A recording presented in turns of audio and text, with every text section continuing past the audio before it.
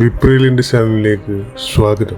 സത്യം പറയാലോ, വലിയ ഹൈപ്പോ പ്രതീക്ഷയൊന്നും ഇല്ലാതെ കണ്ട സിനിമയാണ് സുഖമാണ്. പക്ഷെ മനസ്സ് നിറഞ്ഞ് തിരിച്ചു വന്നത് ഒരു ചിന്ന ക്യാൻവാസിൽ ഒരുത്തിയ വലിയ സിനിമയാണിത്.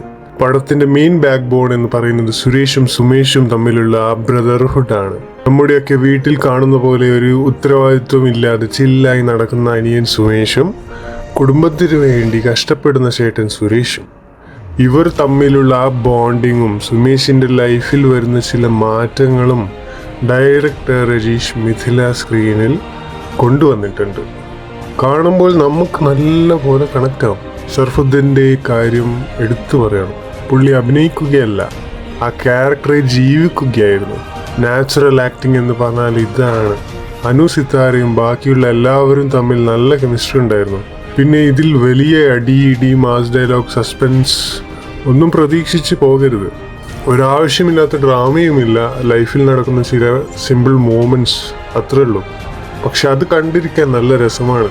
അർജുൻ വി വിശ്വമിൻ്റെ മ്യൂസിക്കും എൽദയുടെ ക്യാമറയും ആ മൂഡ് കറക്റ്റായി ഹോൾഡ് ചെയ്യുന്നുണ്ട്. ഫാമിലിയുടെ കൂടെ ഒരു ടെൻഷനും ഇല്ലാതെ സന്തോഷമായി കണ്ടിരിക്കാൻ പറ്റിയ ഒരു ക്ലീൻ എൻ്റർടൈനറാണിത്. മിസ്സാക്കണ്ട. My rating is 4 out of 5.